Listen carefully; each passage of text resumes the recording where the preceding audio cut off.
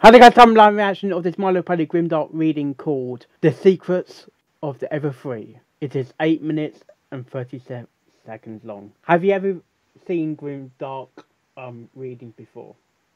No. Okay. This is the first one for me. It's the first one. Okay. Oh yeah. boy. Oh boy. What was my first? I got Fluttershy just in case. Yeah, I think my first. I got Fluttershy just in case. I think my first one was Cupcakes. I believe. I'm not sure. I have reacted to some pretty nasty ones. Okay, we're gonna start this reaction in 3, 2, 1, go.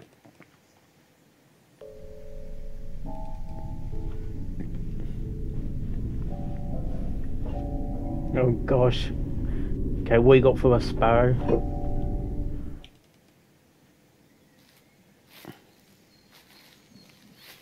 One thought had been nagging Fluttershy since the whole ordeal where Sakura contracted the most mysterious and terrible of diseases, known only as swamp flu.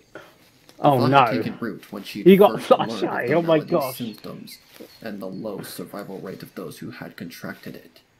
The thought had grown stronger when she'd seen Sakura in the final stages of the sickness. Oh dear. When tree limbs with fully sprouted leaves had begun to emerge from the zebra's flesh. Some picture is coming. That had been days ago.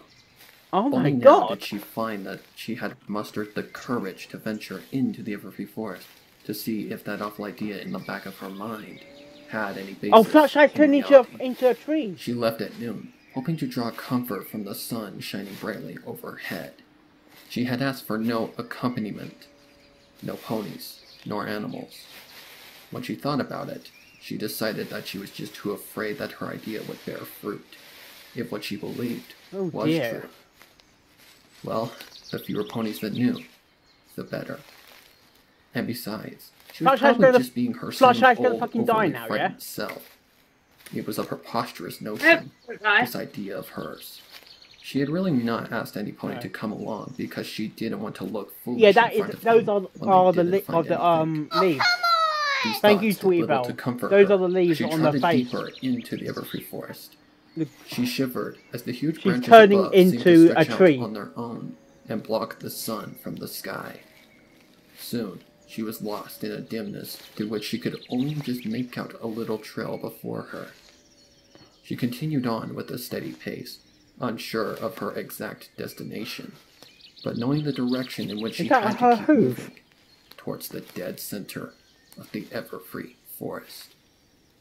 It felt like she had walked for hours. She made frequent stops to replenish and restore her strength with the snacks and water she had brought along in her saddlebags. She basked in the ambient noise of nature all around her, the chattering of small mammals and the chirping of birds. A light breeze blew through the trees, making where the swamp fever was, causing small leaves to fall. I believe that was deeper, very deep into Everfree. Of trepidation. The smallest nagging voice in the back of her head, reminding her that she had never been this deep into this most ancient grove. She nearly ran headfirst into a tree. It was a sturdy oak, I like to be the trunk reaching all the way to the distant canopy of the forest and beyond. It was clearly very old, but still quite sturdy, and showed no signs of disease or rot. Even the bark was unblemished, showing no signs of woodpeckers or other creatures. Unblemished, save the carved words. Unblemished? Fluttershy examined the ancient words, imprinted so deeply into the tree that age had not affected them in the least. They were still as evident. It was carved into the tree that they had been put down, which must have been so many years ago. Here we live without the royals. Here we share each other's toils. Here we work our magic spells. Here are houses and watery wells. Here we live where none can see. Here we remain, forever free. Fluttershy touched a hoof to the last part of the carving. Sparrow? Forever free. The terrible idea returned to her mind. Didn't this discovery just make it even more Basically, plausible? you're free within Could it be that the a group of ponies had come out into the wilderness to live free of the princesses? And... oh, go for the sad music. She couldn't let her imagination run wild. She had the thought, and now she needed proof. Some old carven words were hardly compelling evidence of the awful concept that had come to mind when she looked upon her afflicted friend. Undaunted, she continued on past the tree. She came upon a grove of trees, taller and older looking than any she had encountered thus far. Here then was the very source of the Everfree forest, the patch from whence the whole of the woods had sprouted. She was awed for a moment at the very idea that she was in the heart of Equestria's last untamed wilderness. When she'd had her moment, Fluttershy began exploring the trees closer. Each of the largest trees was surrounded by a ring of stones that must have been placed there by the tribe of ponies who had made this place their home. What sort of plants is that? No doubt, it was part of some ancient ritual, whose details were now long forgotten. She found the remains of what might have been a well once, now long buried and dry. Now possessed by an incredible curiosity, she looked beneath stones and dug small holes into the earth.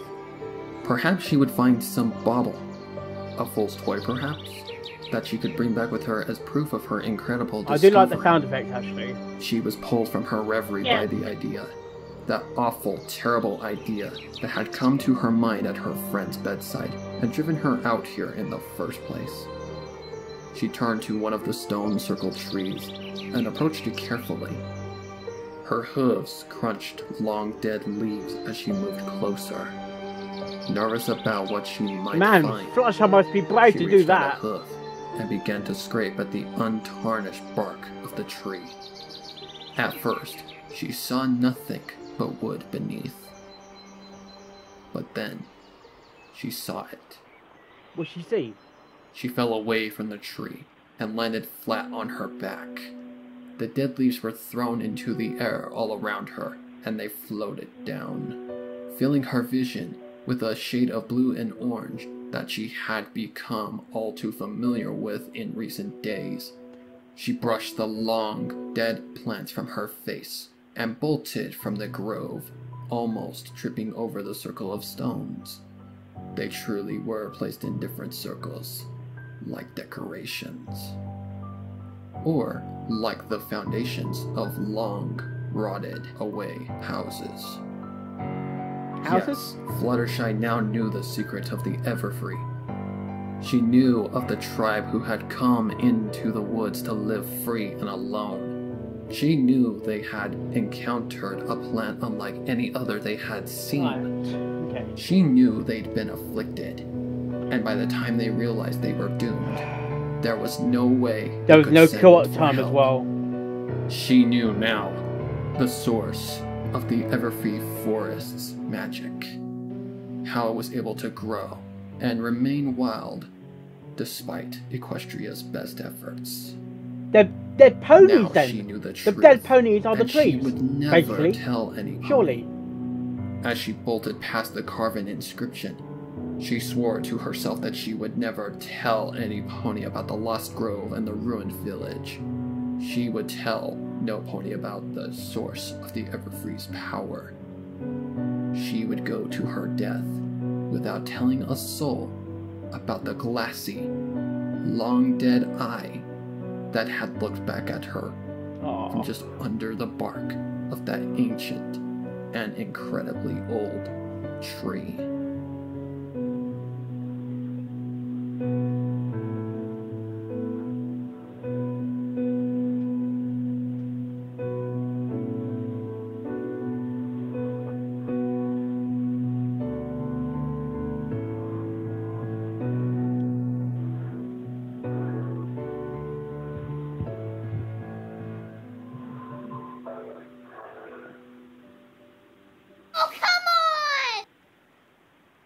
Really, sweetheart?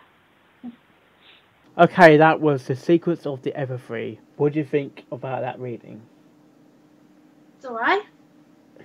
I think I haven't heard darker like that. Like I haven't done that before, but oh come on! I don't know. It just didn't seem that dark. Yeah, it's a grimdark, but Fluttershy wasn't. I think. Did Fluttershy even die? Because I didn't get that. Well, I was thinking Fluttershy was basically walking to her death. Yeah, I think I think Fluttershy was exploring and found something that Yeah. she wasn't supposed to find. Yeah, sometimes you got to think outside the box when you're doing a reaction. Mm. That's not maybe to think. Oh, all the trees are in. Come on! Thank you. All the trees that you see in the Everfree forest are they're ponies. Thanks to Swamp Fever. Mm. She could have been going to her death, but then it said at the end that she was left, but she tripped over the stones. So. But that picture was a bit confusing because that picture made it seem like she's already dead. Yeah. I think I've reacted to even darker ones, especially one with Starlight and. It was good though, but honestly, it was a bit confusing, like with the picture. Yeah, it made you think that Fluttershy is dead, but if she but the story sounds like she was actually exploring, not dead. Well, that's what some of these videos are like. You have to think outside the box. Yeah. Because I thought maybe when they said that they found the stones, thought maybe she found like gravestones or something, but yeah, it could have been gravestones or ruins of a building or anything. It could be because it was a village. Yeah. How big is the Everfree forest? Because even on the map it doesn't look big. Clouds move on their own. Yeah. And it hasn't been announced in canon in the show what made it the Everfree. Yeah. There must be some logical... Maybe because there's Everfree trees in it. Is there Everfree trees in the forest? Oh, come on! They're all green, but there must be more than just one species of plant in that forest. Well, Sakura lives there, don't she? Yeah, it might. Oh, come on! In a sense, Frankie's Sweetbell, in a sense, it's like the Everfree forest, or the forest in Harry Potter. Yeah. You don't know what is in there. There's lots of stuff that is in the forest that anything can happen. Yeah. Especially like werewolves. Oh, come on! Thank you. Sweetie Belle, shush. Dear. No, it's alright. Yeah, and just change it was a little bit confusing. Changing the subject a bit, but keeping on the forest themed.